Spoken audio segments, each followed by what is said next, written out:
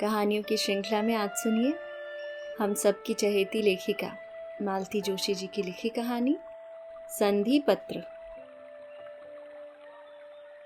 किसी जासूस कुत्ते की तरह वातावरण को सूंघते हुए ही बालक राम ने घर में प्रवेश किया। पाया कि सुबह दफ्तर जाते समय जो सामान छोड़ गया था वह अब भी बरकरार है। कुछ क्षण बैठक में खड़ा खड़ा वह परिस्थिति का जायजा लेता रहा, लेकिन किसी वन मैन कमीशन की तरह उसके सारे निर्णय एकागी होकर रह गए। और फिर पति और केवल एक पति की हैसियत से उषा की मम्मी को आवाज देता हुआ वह रसोई घर में घुस गया। रसोई में सिर्फ उषा थी, गीले कोयलों से और उस स्टोव के पंप से जूझ रही थी। चौकस दृष्टि से इधर उधर देखते हुए बालक राम ने पूछा, बेटे तेरी मम्मी कहाँ है? कीर्तन में गई हैं। उसके मिश्री घुले स्वर को व्यर्थ करता हुआ एक सपाट सा उत्तर आया।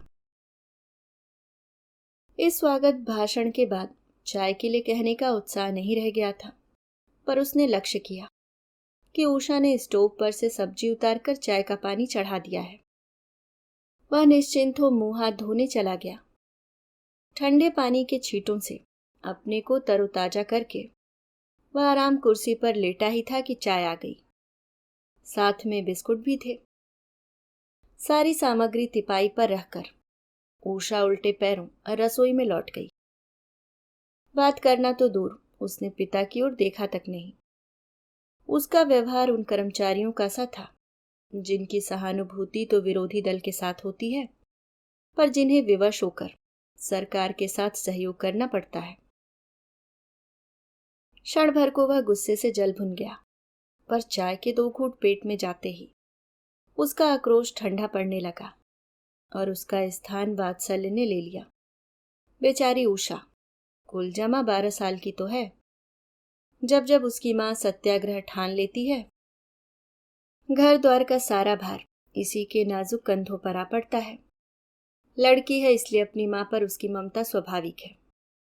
तभी तो अपनी दुरावस्था के लिए वह पिता को दोषी ठहराकर मौन विद्रोह ठान लेती है, तो इसमें गलत क्या है? इस उदात्त भावभूमि पर पहुंचते ही बालक राम के लिए आराम से बैठकर अखबार पढ़ना कठिन हो गया।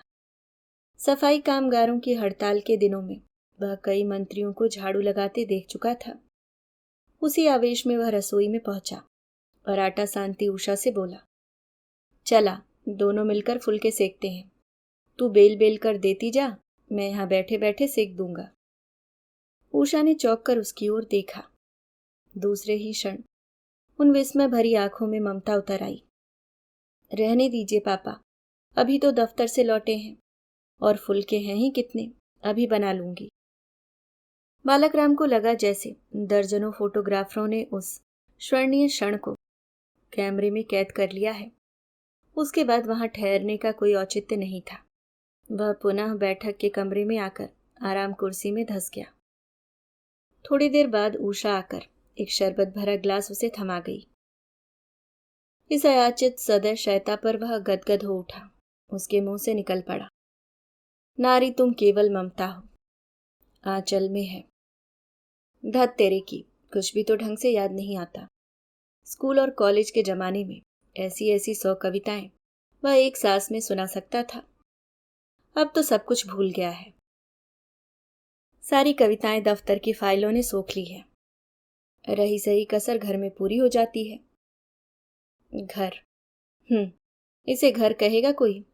दफ्तर से थके हारे लौट रहे हैं और पता चलता है कि बच्चों की मम्मी कीर्तनों में गई हुई हैं। कल को कोई उसे गृह मंत्री बना दे तो वह सबसे पहला काम इन सायंकालीन कीर्तनों पर प्रतिबंध लगाने का ही करेगा। अरे, ये कोई वक्त है घर से बाहर रहने का? वैसे वह खूब जानता है कि पत्नी की विद्रोही आत्मा ने किसी भी प्रतिबंध को कभी घास नहीं डाली है। कीर्तन न रहेंगे तो वह बाजार निकल जाएगी। उसकी तुलना में कीर्तन कम से कम निरापद तो है। आरती की थाली में 10 पैसे डालने से काम चल जाता है। पिछली बार यह सत्संग पूरे 5 दिन चला था। इस बार अभी तो सिर्फ दूसरा ही दिन है। इतनी सावधानी बरतता है बालक राम, फिर भी हर दूसरे तीसरे महीने कुछ न कुछ उपद्रव हो ही जाता है। इस बार क्या हुआ था? हाँ, कल सुबह कस्बे से भाई साहब की चिट्ठी आई थी। मकान की मरम्मत के लिए रुपए भेजने के लिए लिखा था। उसका बस चलता तो वह इस पत्र की बात घर में उठाता ही नहीं, परंतु मजबूर था। हर पत्र की तरह यह पत्र भी सेंसर होकर उसके हाथ में पहुंचा था।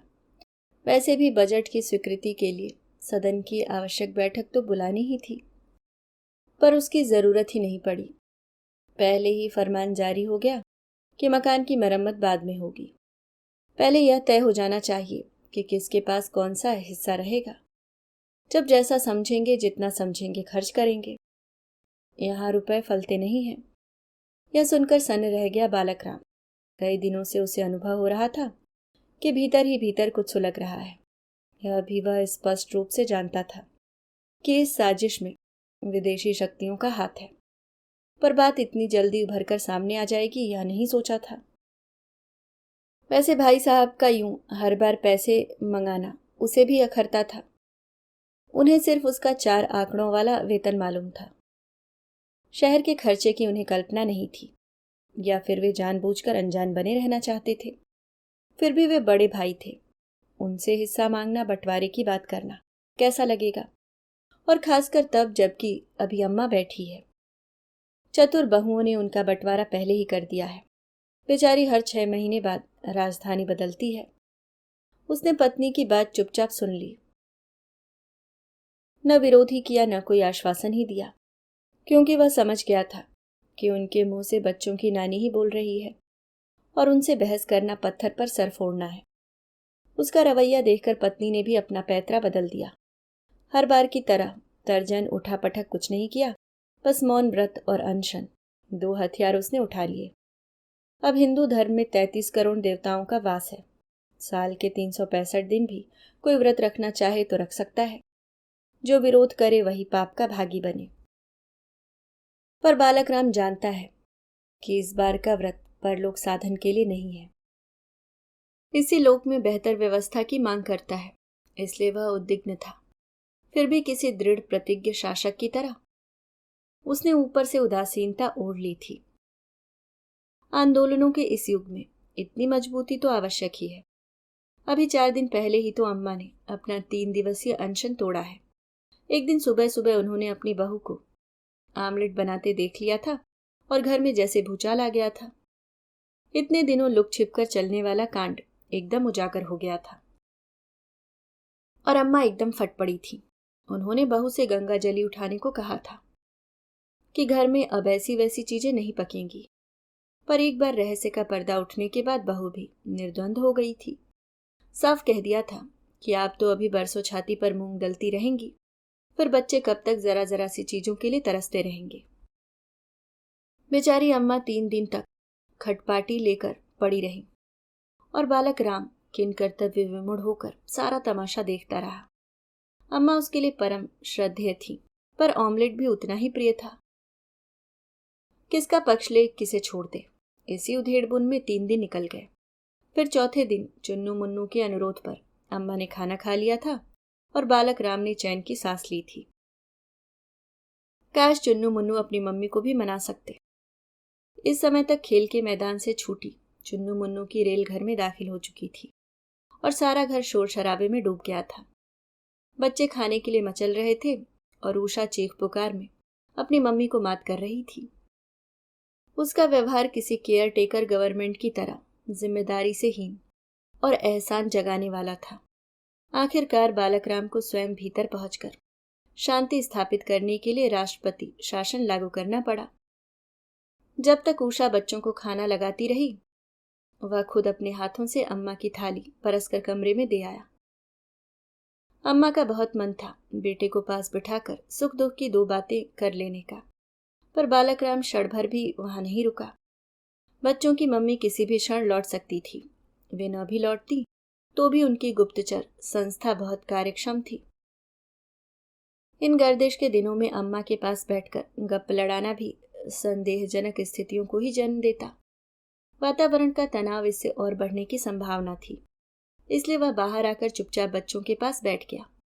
बच्चे शराफत से बिना किसी मीन मेख के खाना खा रहे थे। उनका अनुशासन देखकर वह खुश हुआ। उषा ने उसकी भी थाली लगा दी थी। भूख गायब हो चुकी थी। फिर भी कुछ मोराल बनाने के लिए उसने कहा, आजा उषा, तू भी हम लोगों के साथ ही खा ले। शाम से खट रही है, भूख नहीं लगी क्या अभी? उषा ने भी चुपचाप अपनी थाली लगा ली। मुश्किल से एक और गया होगा मुंह में और फफक कर रो पड़ी। मम्मी के मुंह में कल से एक बूंद पानी भी नहीं गया है। आंसुओं से भीगा उषा का मुंह बड़ा प्यारा लग रहा था, पर उसकी दलील ऐसी थी जैसे घर पर जबरदस्ती आपातकाल लाद दिया गया है। गुस्से में दांत पीसते हुए वह बोला, अगर कोई अपनी मर्जी से भूखा रह जाए तो उसका क्या उपाय है? क्या घर में खाने को नहीं है? लेकिन उन्हें तो साल के 12 महीने, महीने के 30 दिन व्रत करना है, तो उसका कोई क्या करे? जैसे सारा पुण्य ये ही लूट लेंगी। बड़े आवेश से शुरू की थी बात, पर उसके अपने ही कानों में वह बड़ी खोखली लगी। बच्चों की आंखों में अविश्वास, अनास्था और संदेह के मिले जुले भाव उसका मुंह चिढ़ा रहे थे। खाने का नाटक फिर आगे न बढ़ सका। बैठक के कमरे में आकर उसने सिगरेट जलाई और रेडियो खोल दिया। चांद तारों से लदा कोई फिल्मी गीत आ रहा था। खींचकर उसने रेडियो का कान उमेट दिया। कमबख्त घड़ी को घड़ी भी नहीं देखता। तभी दरवाजे पर आहट हुई। उसने आशान्वित होकर बाहर झांका। मैले कुचैले कपड़ों में लिपटी एक भिखारिन खड़ी थी। भूखे को रोटी दो बाबू, 3 दिनों से भूखी हूं। उसने पिचका हुआ पेट दिखाकर घिंघियाते हुए कहा। मन हुआ पूछ ले, तू भी घर से लड़कर आई है क्या? पर अपने ही प्रश्न पर वह हंस पड़ा। बेचारी, भूख तो इसकी मजबूरी है, हथियार नहीं। अचानक उसका मन किसी कम्युनिस्ट नेता की तरह विचारवेत हो उठा था। दुनिया में बस 2 ही तरह के लोग हैं, एक जो खाना खाते हैं, दूसरे जो भूखे रहते हैं। फिर भूखा रहने वालों की भी 2 किस्में हैं। एक जो गरीब की आत्मा दुआ देगी, बासी सूखी मिल जाए। हार कर उसे भीतर जाना ही पड़ा। उषा से रोटी मांगने पर उसने अलमारी खोलकर कागज का एक पैकेट निकाला। उसमें से 2 रोटियां पिता को दी और पैकेट वापस रख दिया। यह क्या है? रोटियां। सो तो देख रहा हूं, वह गुर्राया। लेकिन ऐसे क्यों रखी हुई हैं? 3 दिन तक दादी की थाली कमरे से लौटती रही है। मम्मी ने वे ही रोटियां उठाकर रख दी थी। मुझे दिखाने के लिए? नहीं, मांगने वालों के लिए। मन हुआ पूछ ले कि वे रोटियां कहाँ हैं जो तेरी मम्मी के न खाने से बच गई हैं। वे किस लिफाफे में हैं? पर न पूछ सका, क्योंकि जानता था कि प्रश्न का कोई ठोस आधार नहीं है। अम्मा ने अपने उपवास की कोई अधिकृत घोषणा नहीं की थी, जबकि पत्नी ने अपने निर्णय की सूचना उसे कायदे से दे दी थी। स्पष्ट एहसास करा दिया था कि जिस घर में उसकी बात नहीं सुनी जाती, उस घर का अन्न उसके लिए विष है। फिर भी अम्मा की रोटियों को इस तरह अलग से सहेज कर रखने के पीछे जो मनोवृत्ति थी, उसके प्रति उसका मन आक्रोश से भर उठा। उसने आवेश में आकर वह लिफाफा उठाया और पूरा का पूरा भिखारिन की झोली में उलट दिया। उसकी 7 पीढ़ियों को असीसती हुई वह चली गई। कुछ क्षण बालक राम उदारता की उच्च भावभूमि पर खड़ा हुआ, उन आशीर्वादों से पुलकित होता रहा। फिर एक विचार घुसपैठिए की तरह उसके मन में घुस आया कि उतनी रोटियों से तो 1-2 मांगने वाले और निपटाए जा सकते थे। फिर किसी सर्वोदयी नेता की तरह वह चिंतन में डूब गया। इस भिखारिन की भूख मेरी सामाजिक जिम्मेदारी है। इस समाज का एक अंग होने के नाते मुझे कुछ करना ही चाहिए था, और वह मैंने किया, कुछ ज्यादा ही किया। मैं उस समाज का महज 65 करोड़वां हिस्सा ही तो हूं। आखिर हाँ, अम्मा का उपवास मेरी नैतिक जिम्मेदारी है, इसलिए अम्मा को समझाना मेरा कर्तव्य है कि समय गतिशील है। समय के साथ आचार विचार मान्यताएं सब कुछ बदलती रहती हैं। जो समय के साथ नहीं चल पाता वह अंत में स्वयं दुखी होता है और दूसरों को भी दुखी करता है। लेकिन अम्मा की बहू का उपवास, वह तो एकदम भौतिक जिम्मेदारी है। उससे कैसे बचा जा सकता है? इसके तो जो भी परिणाम होंगे वर्तमान संदर्भ से जुड़े होंगे। उनकी अपेक्षा कैसे क्षम्य है? निर्णय को कब तक टाला जा सकता है? बालक राम अपने चिंतन में डूब गया। सामने पड़ा अखबार भी चुपके से उसके विचार विनिमय में शामिल हो गया था। और किसी भूख विशेषांक की तरह भूख भूख चिल्ला रहा था। कहीं 5 किलो चावल के लिए 2 साल का बच्चा बेच देने का जिक्र था, तो कहीं भूख से तंग आकर पूरे परिवार की आत्महत्या का, किसी संत के उपवास का 34वां दिन चल रहा था। कहीं सरकार धमकियों के आगे न झुकने का प्रण दोहरा रही थी, कहीं फूले पेटों और चिपके गालों वाले नौनिहालों की तस्वीर थी, कहीं 5 स्टार होटल में आयोजित वर्तमान खाद्य व्यवस्था और दोषपूर्ण वितरण प्रणाली पर परिसंवाद का समाचार था। बालक राम के साथ जैसे सारा देश इसी समस्या से जूझ रहा था। एक धमाका सा हुआ और उसकी विचार श्रृंखला बीच में ही टूट गई। आवाज की दिशा में दौड़कर गया, देखा आंगन में गदर मचा हुआ था। चुन्नू ने पूरी की पूरी ट्रे गिरा दी थी। 2 डिनर प्लेट परलोक सिधार गई थी। उषा साबुन सने हाथों से उसे पीट रही थी और वह जोर जोर से रोए जा रहा था। बड़ी मुश्किल से स्थिति पर नियंत्रण पाया जा सका। एक डांट पड़ते ही उषा मुंह फुलाकर हड़ताल पर चली गई। शेष बर्तन उसने चुन्नू मुन्नू की मदद से मोरी में रखे और इस अध्याय की इतिश्री की। बच्चों को नींद आने लगी थी, इसलिए फिर बिस्तरों की ओर ध्यान देना पड़ा। उषा तो अपना इंतजाम करके लेट गई थी और मुंह ढककर सोने का नाटक कर रही थी। उसे सबक सिखाने के लिए बालक राम ने चुन्नू मुन्नू को स्वावलंबन पर एक भाषण पिलाया। बच्चे कुछ ज्यादा ही जोश में आ गए और उन्होंने गद्दों का कुतुब मीनार बना दिया। उसे तरतीब से लगाते हुए बालक राम को हफनी छूट गई। फिर अम्मा के कमरे में जाकर उनका बिस्तर ठीक किया। पता चला दोनों जून की थालियों के साथ सुबह शाम की चाय की प्यालियां भी खटिया के नीचे भिनक रही हैं। इतनी कोफ्त हुई पर जब्त करके रह गया, खुद ही उठाकर रखाया, कहता किससे। तभी तेज जलने की गंध ने उसका ध्यान आकृष्ट किया। मुन्नू रसोई में पड़ा चीख रहा था, पापा दूध, पापा दूध। कमबख्त खड़े खड़े हाथ नचा रहा था, पर यह नहीं कि उतार ले। बालक राम ने दौड़कर फुर्ती से दूध उतारा, पर यह फुर्ती बहुत महंगी पड़ी। 2-4 बूंदें हाथ पर तो छलक पड़ी और स्टील की पतीली फफोले दे गई सो अलग। दूध उतारने के बाद देखा सड़सी वहीं पास में पड़ी है। पस्त होकर बैठ गया बालक राम। क्या संधि पत्र लिखना ही होगा? नहीं तो इस अराजकता का अंत कहाँ है? संधि की शर्तें बहुत अपमानजनक है, पर उपाय क्या है? मंदिर में आरती का घंटानाद अपनी चरम सीमा पर पहुंच चुका था। बस आरती के बाद ही बच्चों की मम्मी घर लौट आएंगी। इसके बाद तो मंदिर में रुकने का कोई प्रावधान ही नहीं है। बोल वृंदावन बिहारी लाल की जय। भक्तों के सम्मिलित कंठस्वर में उसने एक स्वर अपना भी मिला दिया। प्रभु के इस पावन जय घोष के साथ ही जैसे उसकी चेतना के कपाट खुल गए। आत्मबोध जागृत हो उठा। चुन्नू, उसने आवाज दी, जरा टॉर्च लेकर मंदिर तक चला जा बेटे। पूरी सड़क नल के गड्ढों से पटी पड़ी है और आज शायद स्ट्रीट लाइट भी गोल है। फिर उसने मुन्नू को 10 का नोट पकड़ाते हुए कहा, दौड़कर मगनलाल के यहाँ से पाव भर रबड़ी और मलाई के लड्डू ले आ, और देख मेरा नाम बताकर लाना, ऐसी वैसी चीज ना पकड़ा दे कहीं। फिर उसने उषा को उसकी नकली नींद से जगाया और दुलार भरे स्वर में आदेश दिया, बेटे स्टोव जलाकर 2 कप चाय तो बना ले झटपट। 4 घंटे से कीर्तन सुनते सुनते मेरा भी सर चढ़ गया है। तेरी मम्मी का तो पता नहीं क्या हाल हुआ होगा।